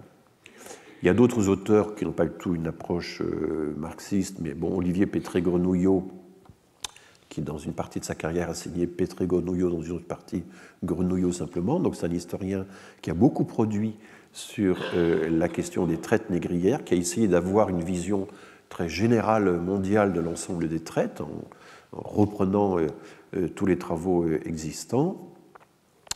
Il est maintenant inspecteur général de l'Éducation nationale. Et son livre, qui a été très bien reçu par les historiens, il y a eu une affaire Pétré-Grenouillot, mais qui n'est pas liée au livre, contrairement à ce qu'on imagine souvent, qui est qu'il y a une interview qu'il a donnée au JDD, dans laquelle, interrogé sur la comparaison entre l'esclavage et la Shoah, il expliquait que l'esclavage n'était pas un génocide, contrairement à la Shoah. Alors, un groupe antillais d'activistes s'est insurgé contre cette déclaration, il lui a intenté un procès, a dû retirer finalement sa plainte, enfin, et toute la presse s'en est mêlée, enfin, ça a été une affaire extrêmement pénible qui date donc de 2005, je ne sais pas si certains d'entre vous s'en souviennent, mais il faut bien voir que ce n'est pas le livre qui a été critiqué, c'est l'interview qu'elle a donnée au JDD qui abordait ce problème évidemment compliqué de la comparaison des victimes, de la comparaison des mémoires victimaires. Je rappelle qu'il existe un comité pour la mémoire de l'esclavage. Il a changé de nom, c'est devenu maintenant la Fondation sur l'esclavage, mais qui a publié en 2005 un livre collectif très intéressant, qui a été une des premières grandes ouvertures, parce qu'il y avait peu de gens qui étudiaient le sujet en France. Il y avait quelques Antillais, quelques chercheurs installés dans les ports en question à proximité des archives, mais ce n'était pas un sujet très noble. Aujourd'hui, maintenant, c'est un grand sujet. Le CNRS a fait un investissement considérable dans les unités de recherche qui s'en occupent. Enfin, les choses ont complètement changé. Mais je me souviens que quand j'étais jeune, ça m'est arrivé, je m'intéressais un peu à l'esclavage, il n'y avait pas grand-chose. Et le livre collectif « Mémoire de la traite négrière, de l'esclavage et de leurs abolitions » a marqué un jalon important, comité présidé par Maryse Condé. Marcel Dorigny et Bernard Guénaud, j'ai déjà cité cet ouvrage, c'est l'Atlas des esclavages, publié par les éditions Autrement, qui est un livre qui représente un effort absolument colossal de compilation de données. C'est vraiment un livre marquant. Frédéric Régent, La France et ses esclaves, c'est un livre extrêmement approfondi sur la façon dont nous avons traité les esclaves au cours des siècles. Myriam Kotias, c'est une des grandes spécialistes du CNRS sur le sujet. Catherine Kokry-Widerowicz, dont décidément je ne cesse de prononcer le nom, a été la consultante d'Arte sur la question des traites africaines. Elle a publié un livre qui se lit très bien sur le sujet. Et puis voilà La Somme, qui est paru en 2021, 1161 pages. C'est Paulin Ismar avec deux autres coordinateurs, Les mondes de l'esclavage, une histoire comparée. Donc c'est les mondes de l'esclavage partout, c'est y compris la Corée, la Mésopotamie, bien sûr aussi tous les empires coloniaux. L'esclavage moderne est également abordé. Enfin, c'est un livre qui se veut extrêmement complet, dont le texte est disposé en colonnes. Ça se lit bien, en fait. C'est très, très volumineux, mais ça a quand même été conçu pour atteindre un grand public, et le directeur de la collection n'est autre que Patrick Boucheron. Alors, je vais revenir sur le travail de Nathan Nunn, parce que j'ai montré tout à l'heure, avec ces graphiques en barre, comment cet historien, cet économiste plutôt, historien de l'économie en fait, canadien, avait dans un premier temps essayé de dresser le bilan statistique des origines nationales ou des origines ethniques des esclaves à travers les siècles. Et on va voir la méthode qu'il a utilisée. Alors là, il explique, excusez-moi, c'est en anglais, mais je vais vous traduire, qu'il y a toute une série de façons d'identifier l'ethnicité ou la nation d'un esclave. Le moyen le plus simple, c'était souvent le nom de l'esclave. Les esclaves avaient souvent un prénom chrétien, mais également un nom de famille qui identifiait leur origine ethnique. Mais on pouvait tout aussi bien identifier l'origine ethnique d'un esclave avec des marqueurs ethniques, comme des scarifications, des styles de coiffure, ou aussi la façon dont les dents étaient taillées, le taillage des dents. Déjà en 1777, donc un certain Oldendorp, un néerlandais, écrit que les peuples de toutes les nations noires sont marqués par certaines coupures, par certaines incisions sur la peau, et pour autant que j'ai été capable de me renseigner auprès des Noirs eux-mêmes, eh bien, ces scarifications permettent de distinguer une nation d'une autre. Alors, c'est un peu plus compliqué, ça permet aussi de distinguer des groupes à l'intérieur d'un même peuple ou d'un même groupe ethnique, enfin des sous-groupes, par exemple des rangs sociaux, des choses comme ça, mais vous voyez que très tôt, 1777, quand même, on se dit, mais ces scarifications ont un sens, ont une signification de marquage. Et donc, il va, alors là, j'anticipe sur la conclusion, j'y reviendrai, il va fouiller, Nunn parviendra à identifier dans 54 voyages, dans 54 expéditions de traite, il va retrouver toute une série de sources qui vont lui permettre d'identifier les origines des esclaves. C'est comme ça qu'on les connaît. Alors ça, c'est le début de sa liste, hein, il y a 54 lignes. Par exemple, à Valence, pour les voyages entre 1482 et 1516, il y a 77 groupes ethniques différents qui sont signalés sur 2675 personnes différentes. Et ce sont des sources officielles, des sources royales. Et c'est là, vous savez que l'Empire espagnol avait sans doute été un des empires qui a le mieux archivé ces données. Hein. L'Archive des Indes, qui est à Séville aujourd'hui, c'est un monument extraordinaire, c'est une richesse absolument fabuleuse. Et tout ce que faisait l'Inde, tout ce que faisait l'Empire espagnol avec ses colonies, c'était fait en double. Il y avait la minute et la grosse, comme on dit en français, et les chercheurs les plus futés, les plus affûtés, si j'ose dire, compare l'original qui se trouve à l'Archive des Indes de Séville avec la copie qui se trouve à Carthagène, à Buenos Aires, à Guatemala City, etc. Voilà. Donc, mais vous voyez par exemple à Puebla, qui est au Mexique, des voyages qui ont eu lieu entre 1540 et 1556, 14 groupes ethniques différents identifiés, concernant 115 personnes. Alors vous voyez la grande dispersion quand même des appartenances. Et là, ce sont des archives notariales, etc., etc. Donc il y a des archives de vente, il y a des comptabilités de plantation, il y a des archives religieuses, les baptêmes, qui peuvent contenir parfois des indications ethniques sur les personnes. Il y a les parish records, ce sont les archives paroissiales, etc., etc. Donc il est arrivé à retrouver, en fouillant toute la littérature sur les questions, toute une série d'archives assez disparates, mais qui ont en commun de permettre l'identification des groupes ethniques. Il y a les marriage records, les mariages, mais il y a aussi parfois, comme en Colombie, directement des inventaires d'esclaves pour la vente, etc. Donc c'est un travail absolument énorme, et ce n'est pas surprenant que Nunn, après la publication de cet article, qui a eu un très très grand succès, eh bien, a décroché un poste de professeur à Harvard. Alors, son but, c'est quoi? Son but, c'est, ayant identifié les origines des pays en question, il se pose une question totalement contemporaine, qui est de savoir est-ce que l'intensité de la traite a eu un effet à long terme sur l'économie actuelle de ces pays? Est-ce que le niveau de développement de tous ces pays qu'on a identifiés comme origine ayant subi des décennies de traite, est-ce qu'il y a un lien, est-ce qu'il y a une corrélation entre l'intensité de la traite et le sous-développement, pour dire les choses rapidement, mais c'est le terme qu'utilise Nunn, actuels de ces pays? Et la réponse, c'est oui.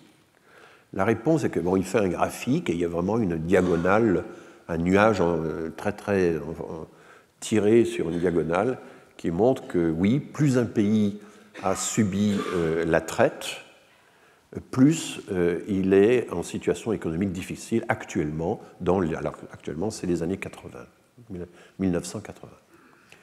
Donc là, on est dans une forme d'analyse économique assez particulière dont je vais vous parler dans un instant.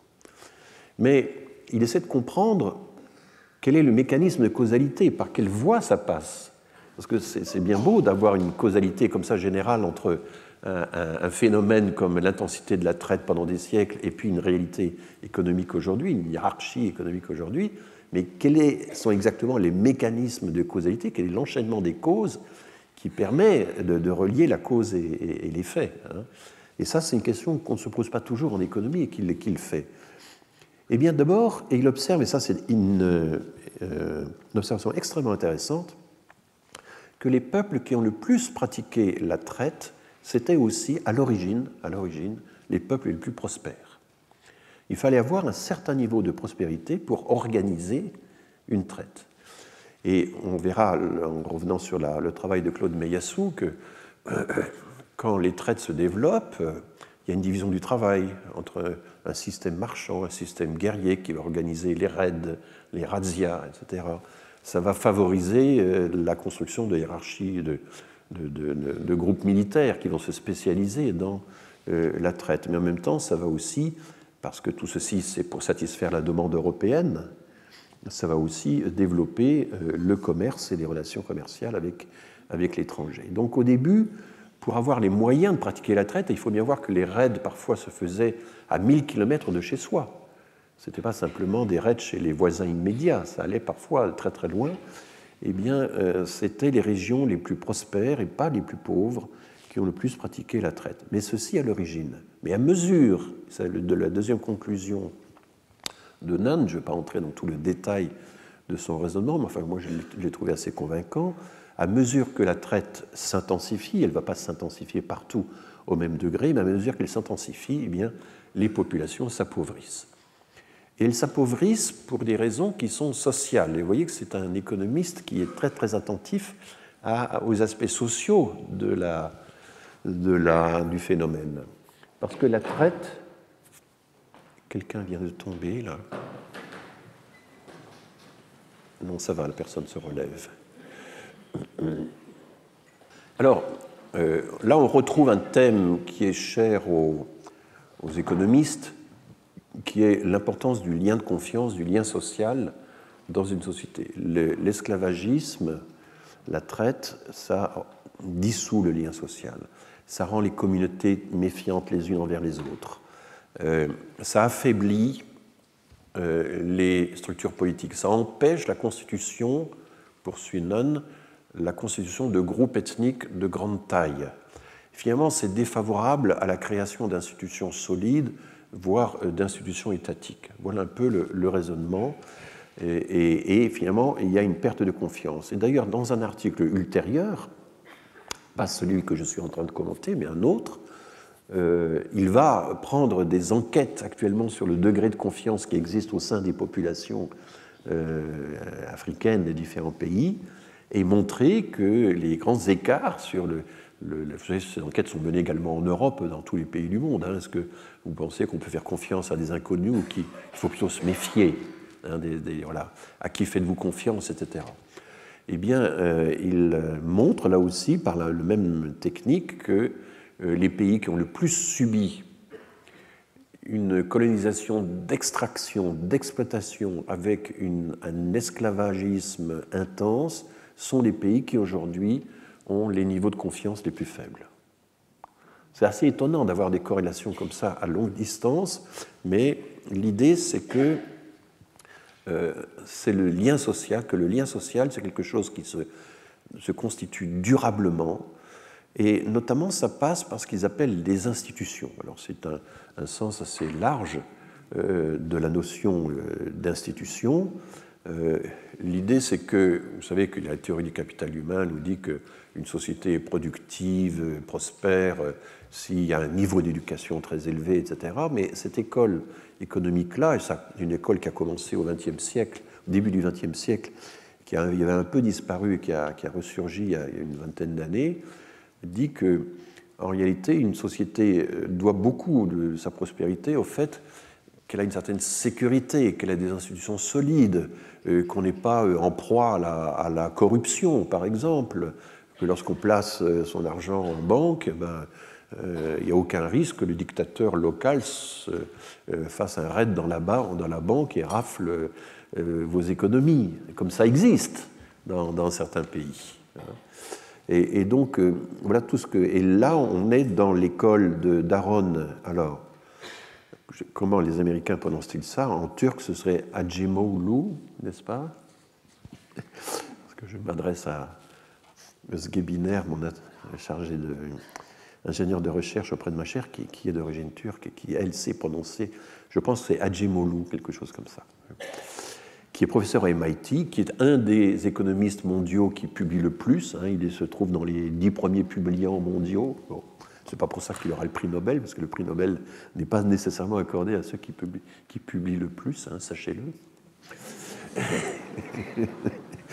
Donc, mais l'idée, c'est que c'est une approche institutionnaliste du développement.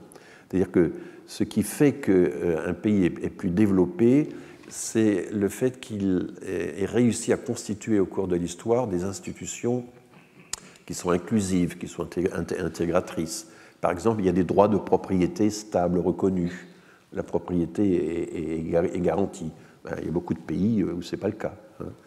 Il y a des protections contre la corruption, il y a des mécanismes de protection, etc. Voilà un peu toutes les théories Et Acemoglu a publié d'ailleurs des ouvrages qui ont eu un grand succès sur justement ces explications économiques du développement.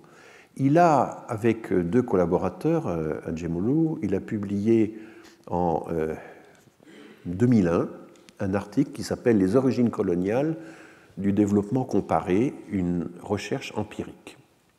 Cet article a eu 17 700 citations sur Google, ce qui est absolument énorme.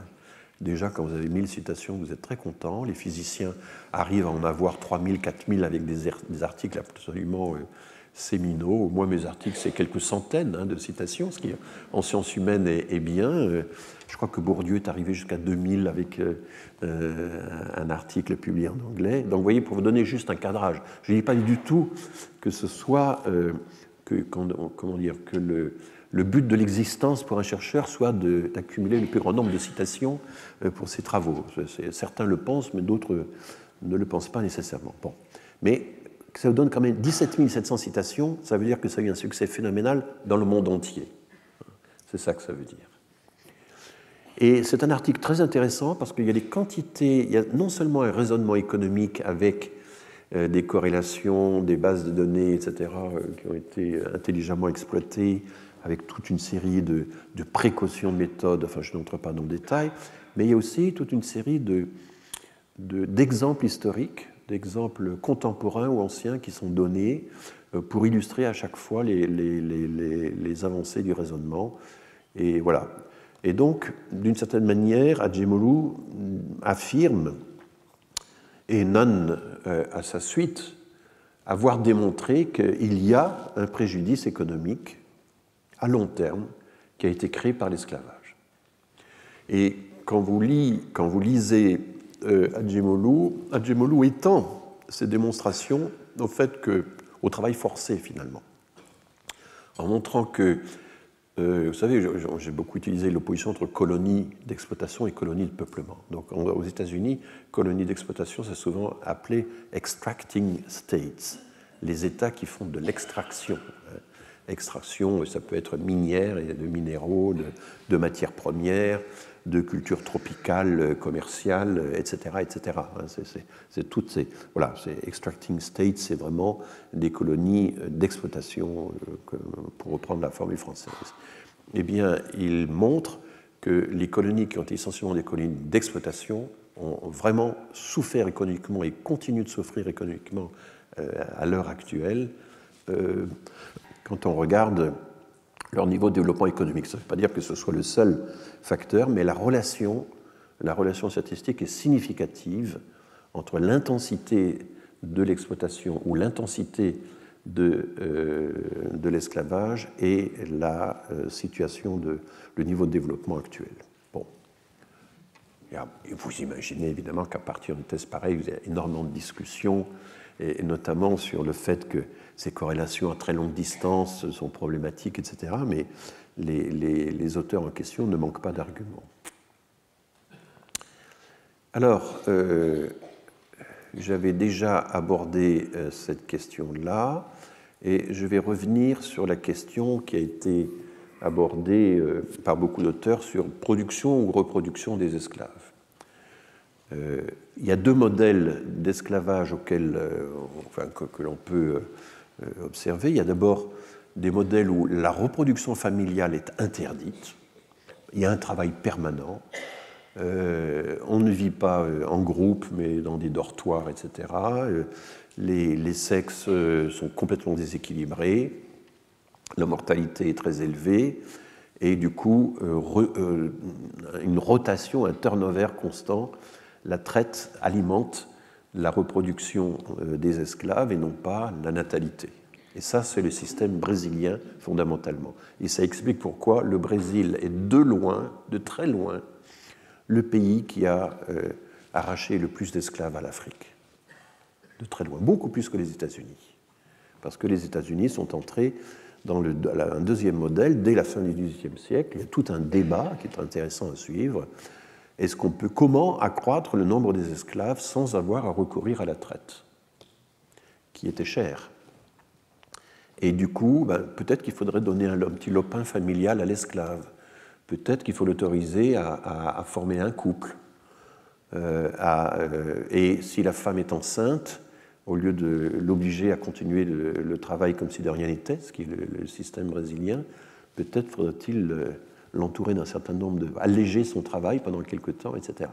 C'est ce que le système américain va faire, sans que le système américain cesse d'être dur, cruel et tout ce que vous voulez. Mais enfin, il y a l'idée que c'est plus intéressant, c'est plus avantageux pour le propriétaire d'organiser la reproduction sur place que de miser sans cesse sur l'arrivée de nouveaux venus.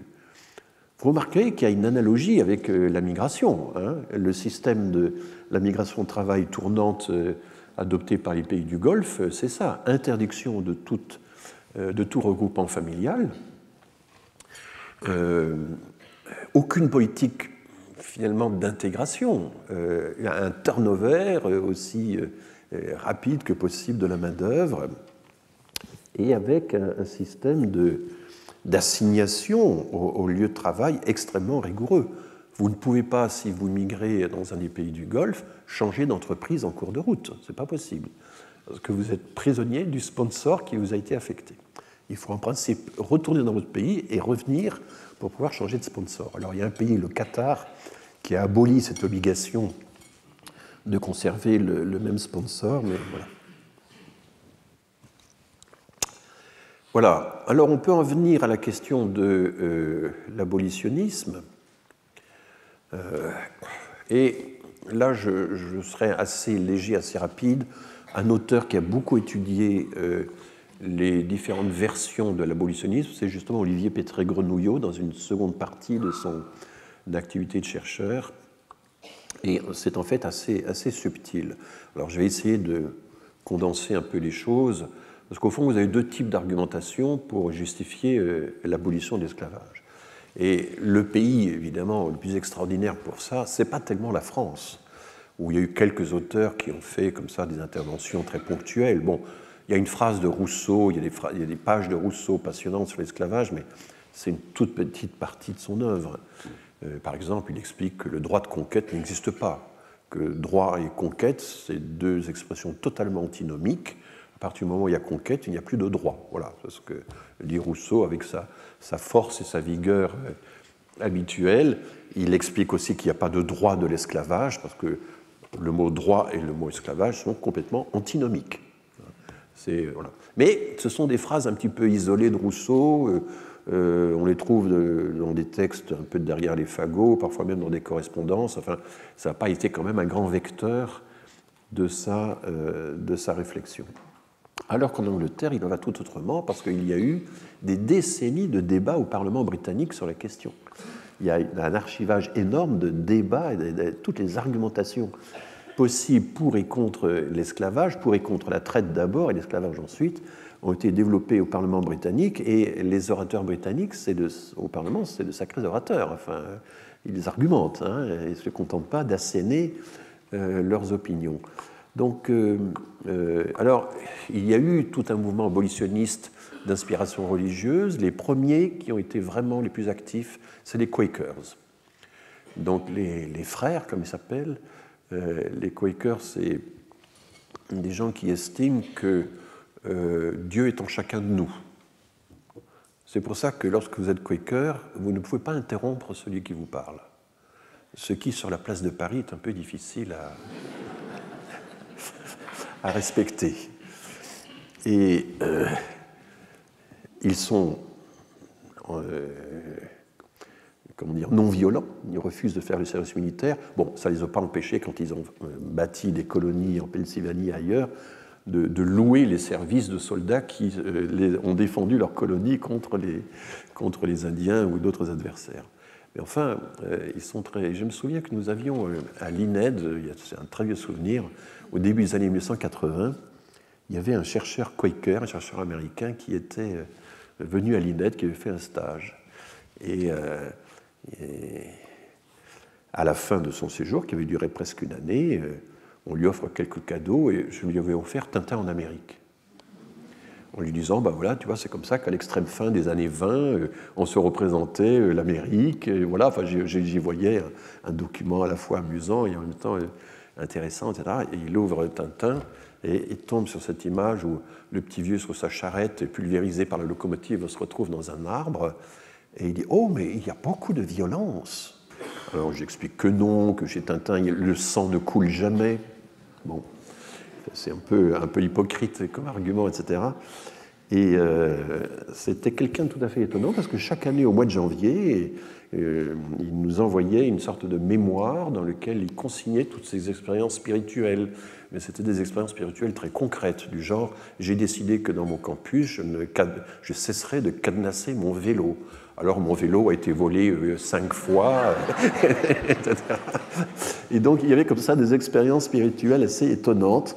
Bref, ce sont des gens, c'est intéressant les Quakers. Ils avaient une particularité, c'est qu'ils tutoyaient tout le monde. Vous savez qu'en anglais, le you est un vouvoiement généralisé, et donc le thou est un tutoiement. Ils tutoyaient leurs juges, et ils avaient des procès parce qu'ils avaient tutoyé les juges, et lors du procès, ils continuaient de les tutoyer, si bien qu'il y avait procès sur procès. Et dans le dictionnaire philosophique de Voltaire, à l'article Quakers, toutes ces choses-là sont racontées de façon très intéressante. Voltaire avait un certain respect quand même, lui qui n'était pas du tout religieux évidemment, avait un certain respect quand même pour l'audace des Quakers. Donc les Quakers sont les premiers, à l'extrême fin du XVIIIe siècle, au début du XXe, à organiser des mouvements contre l'esclavage. L'argument c'est « nous sommes tous les enfants de Dieu », et par exemple, ils vont inventer des formes de protestation qui existent toujours de nos jours, mais dont ils sont vraiment les inventeurs. La grève de la faim, c'est une chose assez bizarre quand même quand on y pense, la grève de la faim. Prendre sur soi physiquement pour attirer l'attention sur une cause qui n'a rien à voir avec... Vous voyez, eh bien, ce sont les Quakers qui sont les inventeurs de la grève de la faim comme forme de manifestation. Et ils ont fait des grèves de la faim en faveur des esclaves. Le boycott, ils ont été les grands inventeurs, les grands spécialistes du boycott. L'idée qu'il y a en quelque sorte, comme on dirait de nos jours, ce n'était pas ce qu'ils utilisaient, mais qu'il y a une traçabilité sociale des produits. On va refuser de manger ou de boire tout ce qui a été fabriqué par des esclaves. Eh bien, ça supprime le café, le thé, le sucre, le cacao, etc. Puisqu'ils avaient bien compris que le prix de la consommation ordinaire du café ou du thé, c'était l'esclavage. Et donc, ils organisent des boycotts des produits fabriqués par les esclaves. Et puis surtout, alors là, on est déjà dans les années 1840-1850, ils organisent des pétitions. Ce sont des grands praticiens de la pétition, et ils vont réussir à un certain moment à faire en sorte que, je crois, un quart ou un tiers de la population de la ville de Manchester signe une pétition en faveur de l'abolition de la traite. C'est pour ça que ces gens-là méritent quand même le respect. Et évidemment, le problème, c'est que ces arguments proprement religieux, qui sont un peu... Nous avons avec l'égalité républicaine, les droits de l'homme, etc., une espèce d'équivalent laïque de ces arguments religieux, mais enfin, ça n'a pas beaucoup marché auprès du Parlement britannique. Napoléon disait que les Anglais sont une nation de boutiquiers. C'est un grand problème, je crois, mais je me répète, mais que les stéréotypes ont ceci de problématique, c'est qu'ils sont en partie vrais. Et si c'était complètement faux, on pourrait les réfuter, ils disparaîtraient. Voilà. Bon. Et donc, un des arguments qui a beaucoup... les grands abolitionnistes, comme Wilberforce par exemple, ont compris qu'à un certain moment, il fallait passer des arguments religieux aux arguments utilitaristes, aux arguments économiques. C'est la même chose pour les migrations aujourd'hui. Quand une association, moi j'avais des associations qui venaient me trouver en disant « Monsieur Héron, est-ce que vous pourriez nous donner des arguments démographiques ou économiques justifiant la présence de l'immigration ?» Je leur disais, écoutez, peut-être qu'il y a aussi des arguments de droit qui ont une autre valeur, qui eux sont constants, permanents, alors que des arguments purement utilitaristes, ça peut changer d'une année à l'autre, d'une économie à l'autre. Enfin, il n'est pas évident, mais c'était l'idée d'un utilitarisme du second degré. L'idée que nous avons affaire avec des interlocuteurs qui ne comprennent que ce langage utilitariste, et donc pour les convaincre, il faut bien utiliser leur langage. C'est exactement ce qu'ont fait les abolitionnistes au Parlement britannique. Ils ont utilisé le langage de l'intérêt économique pour convaincre leurs adversaires, et ils ont réussi. Une analyse coût-bénéfice, vous voyez, des arguments du genre « ça coûte trop cher à la Navy », à la marine britannique. Ça, c'est un argument qui porte en Angleterre. Hein. C'est quand même... voilà. Et donc, voilà. Mais effectivement, cette question, est-ce qu'une analyse coût-bénéfice, est-ce que finalement l'esclavage rapporte plus qu'il ne coûte? à la question qui nous taraude sur l'immigration. Enfin, il y a beaucoup de parallèles intéressants du point de vue pas seulement rhétorique, mais aussi même économique et social. Mais je vous renvoie au livre de Petre Gronullo, qui est extrêmement précis et subtil sur la question des argumentaires abolitionnistes. Bon, il faut évoquer aussi, évidemment, la question elle-même très controversée de savoir si des villes comme Nantes, comme La Rochelle, comme Bordeaux, ont vraiment fait leur fortune à partir de l'esclavage, et de façon plus générale, est-ce que le développement du capitalisme moderne a pu s'appuyer sur l'esclavage? C'est une question qui reste encore très controversée, y compris parmi les historiens de l'économie. Disons que les arguments les plus précis consistent à dire que les armateurs qui étaient pleinement engagés dans la traite l'étaient aussi sur toutes sortes de produits. Et en plus, la traite, justement, met en jeu des ventes de produits. Enfin, les esclaves entrent dans un système d'échange, que ces expéditions étaient assez aléatoires, que lorsqu'elles marchaient, elles avaient un très haut rendement. Donc on a du mal, y compris pour les économistes, à avoir une démonstration tranchée systématique du fait que les expéditions de traite étaient en soi ce qui avait de plus rentable et ce qui permettait d'asseoir les plus belles fortunes. Ça n'est pas totalement prouvé, mais l'esclavage a contribué manifestement à développer des villes comme Nantes, La Rochelle ou Bordeaux. Mais il y a aussi toute une série d'industries locales qui ont fabriqué des objets d'échange utilisés dans la traite. On a pu citer des usines vosgiennes qui fabriquaient certains types de tissus qui intéressaient certains peuples, certains royaumes d'Afrique, etc. Et c'est assez étonnant quand on prospecte un peu l'ensemble des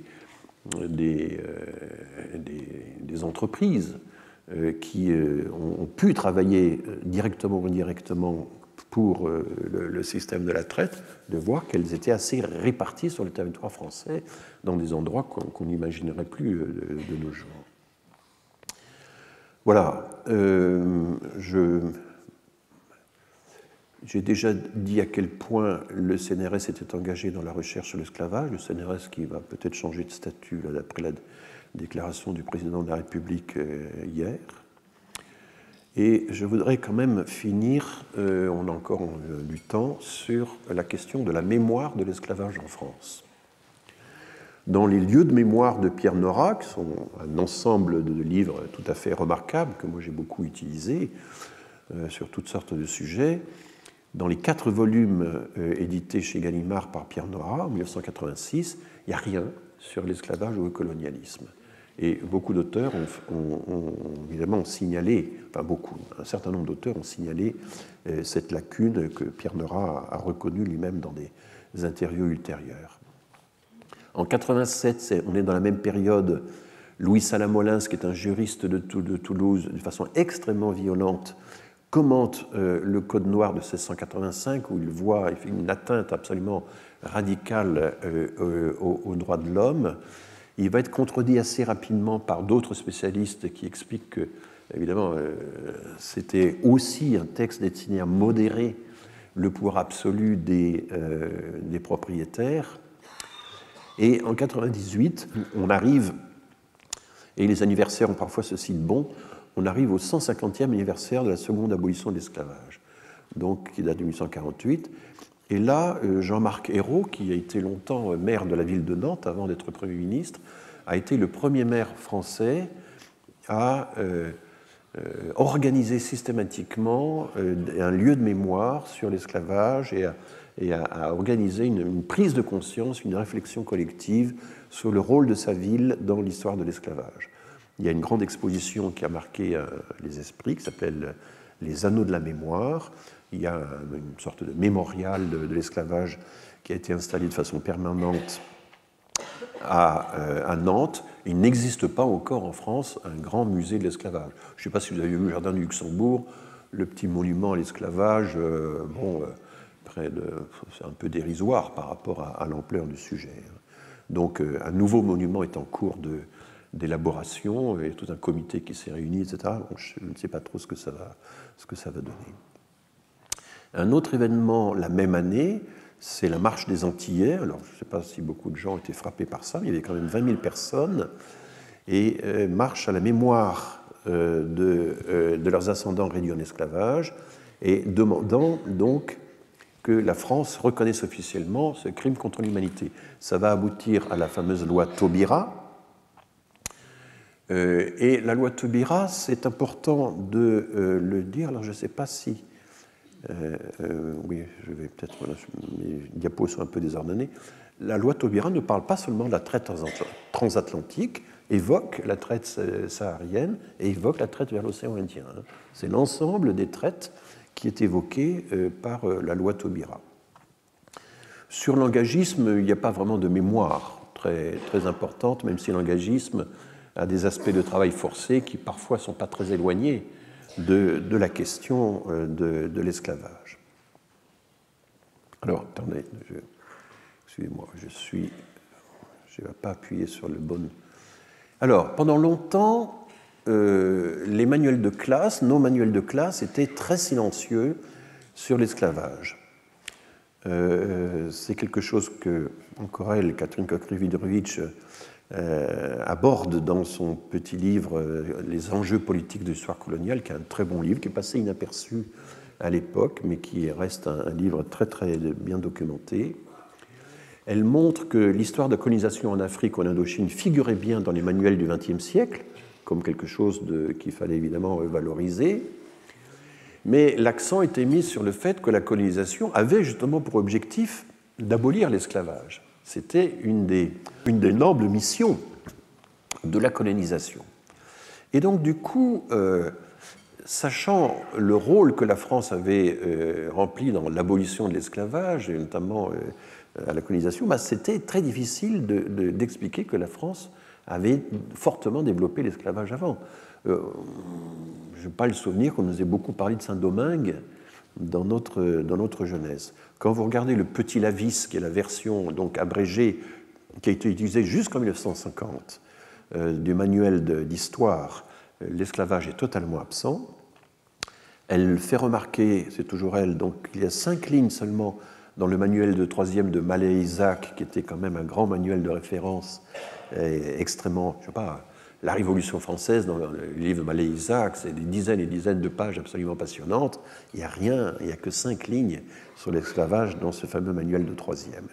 Et puis il n'y a rien dans le manuel de terminale, donc le manuel de 3e, ça daté de 1927, le manuel de terminale de 1930.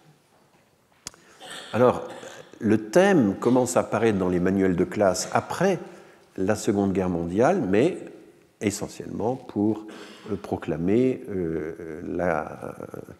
l'annonce, pour proclamer l'abolition de l'esclavage. Et encore dans les programmes du collège en 1997 ou du lycée en 2000, il n'y a rien, et c'est uniquement dans les manuels adoptés dans les départements d'outre-mer que là, il n'était pas possible de ne pas en parler, et qu'on trouve à ce moment-là, dans ces manuels spécialisés pour les DOM, des pages sur l'esclavage. Et du coup, l'article 2 de la loi Taubira aborde cette question. Les programmes scolaires et les programmes de recherche en histoire et en sciences humaines accorderont à la traite et à l'esclavage la place conséquente qu'ils méritent. L'idée n'est pas d'être pour, d'être contre, de souligner des aspects positifs ou négatifs, c'est simplement accorder la place qu'ils méritent. Et je rappelle l'article 1 de la loi Taubira, qui date donc de 2001. La République française reconnaît que la traite négrière transatlantique, ainsi que la traite dans l'océan Indien d'une part, et l'esclavage d'autre part, perpétré à partir du XVe siècle aux Amériques et aux Caraïbes, dans l'océan Indien et en Europe contre les populations africaines, amérindiennes, malgaches et indiennes, constitue un crime contre l'humanité. Bon. Voilà le texte en question. Il n'aborde pas très directement la traite transsaharienne qui fait défaut dans cette loi. Alors, est-ce que cette loi a été appliquée? Est-ce que les manuels de classe ont changé à la suite de la loi Taubira? Très peu, globalement quand même assez peu. En 2002, il apparaît dans les manuels du primaire, mais en 2007, à l'occasion d'un décret, un de ces nombreux décrets qui ponctuent l'histoire de l'éducation nationale, il disparaît parce qu'il faut alléger les programmes, donc on les charge, on les allège, on les charge, on les allège. Vous connaissez l'histoire si vous êtes enseignant. Et devant les protestations des enseignants, Nicolas Sarkozy, en 2008, rétablit un petit chapitre et des passages sur l'esclavage dans les manuels de classe. Et les traites négrières, y compris arabes, sont évoquées. Mais enfin, on parle plus de la deuxième abolition, 1848, que de la première, 1794, parce que le problème, c'est que dans l'intervalle, Napoléon Bonaparte avait rétabli l'esclavage lorsqu'il était premier consulte, et on parle peu de la révolte de Saint-Domingue, qui est quand même le grand événement qui a préludé à l'abolition de l'esclavage. Alors, je vais vous parler d'un événement, je le trouve très typique. En août 2020, il y a l'affaire Obono, ou plutôt l'affaire Valeurs Actuelles. Valeurs Actuelles, qui est donc un hebdomadaire qui se revendique expressément d'extrême droite, publie une fiction de 7 pages dans le cadre d'une série. Je vous dirai ce qu'il y avait dans cette série. Obono, l'Africaine. Ça fait référence à Danielle Obono, qui est une députée de Paris née au Gabon, et elle devient, bien malgré elle, la protagoniste d'un roman de l'été qui la représente en esclave victime de la traite arabe. En gros, elle vivait dans un village, donc l'auteur la replonge dans un village d'Afrique de l'Ouest au XVIIIe siècle, elle est vendue à des notables musulmans, elle subit tous les outrages de la captivité, notamment l'article est ponctué de quelques images, et on la voit avec un collier en fer autour du cou, et finalement elle est sauvée par qui? Eh bien, par un missionnaire. Et donc, l'objectif de cette satire, parce qu'il va y avoir un procès, et donc l'hebdomadaire va se défendre, va essayer de se justifier en disant « mais c'est une satire, nous sommes dans le cadre de la liberté d'expression, de l'humour, etc. » Et il s'agissait de dénoncer, je cite, « la responsabilité des Africains dans les horreurs de l'esclavage ». Et pour cela, il faut fustiger les indigénistes, enfin, la pensée de gauche bien pensante, quoi. Il faut donc fustiger les indigénistes et les déconstructeurs de l'histoire. Là, il y a Jacques Derrida qui se profile à l'horizon. Mais évidemment, ceci est lié à l'affaire Pétré-Grenouillot, puisque en 2003 déjà, ou 2005, il y avait eu cette idée qu'on aurait occulté l'importance de la traite arabe des esclaves. Et ça s'inscrivait dans une série, ce petit roman d'été. Il y avait François Fillon face au tribunal révolutionnaire, Éric Zemmour conseillant Napoléon à Waterloo. Ben oui, le pauvre Napoléon a peut-être bien besoin des conseils d'Éric Zemmour pour remporter cette bataille qu'il a lamentablement perdue. Et puis Didier Raoult, le professeur Raoult, soignant les poilus à la chloroquine. Donc tout ça pourrait être très drôle, mais en même temps, vous voyez que le choix des personnages et leur rôle est assez... Donc voilà, donc la pauvre Danielle Obono s'est retrouvée, elle, comme incarnation de la victime de la traite musulmane des esclaves. Bon. Alors, en novembre 2022, en appel, l'hebdomadaire a été condamné pour injure raciste, je le précise, mais je crois que c'est encore en cassation. Enfin, il faudrait vérifier. Je renvoie à un numéro spécial de l'Histoire. L'Histoire, c'est une revue de vulgarisation de l'histoire que j'aime bien. Je pense que j'y suis abonné depuis le tout premier numéro, donc je n'ai rien contre. Mais enfin, en octobre 2003, alors régulièrement, il y a des dossiers sur l'esclavage. Il y en a au moins 4 ou 5 depuis l'existence de la revue. Il y avait un article d'Olivier Pétré-Grenouillot intitulé « La traite oubliée des négriers musulmans ». Et la rédaction avait mis un petit chapeau, comme on dit. Entre le 7e et le 19e siècle, environ 17 millions d'Africains ont été razziés et vendus par des négriers musulmans. Un épisode aujourd'hui méconnu, resté tabou. Il s'agit pourtant du plus grand trafic d'hommes de l'histoire. Alors, j'ai une sainte horreur du mot tabou. 9 fois sur 10, quand un journaliste en couverture utilise le mot tabou, le tabou du coût de l'immigration, le tabou de ceci, le tabou de cela, etc., 9 fois sur 10, Ce sont de fausses révélations, ce sont des... Voilà, le tabou, c'est les principes des autres. Hein, c'est quelque chose que... Voilà. Mais bon, c'est un terme religieux. Hein, le tabou, c'est quelque chose qu'on n'ose pas aborder par une espèce de crainte religieuse irrationnelle. Accuser quelqu'un d'être dans le tabou, c'est accuser quelqu'un d'avoir un comportement irrationnel, hein, de ne pas maîtriser de façon rationnelle une argumentation, d'avoir peur d'aborder les choses, etc. Et donc, j'avais déjà... Pardon, je suis en train de changer. Voilà. Alors en fait, quand on regarde dans le passé comment les chercheurs de gauche, ou même marxistes, ont traité, si j'ose dire, la traite arabe ou intra-africaine, ça faisait totalement partie de leur sujet. Claude Meillassoux, je vous conseille de lire Anthropologie de l'esclavage, c'est un très beau livre, c'est un livre marxien sans être marxiste, qui décrit de façon extrêmement précise la logique économique de l'exploitation qui est au cœur de l'esclavage.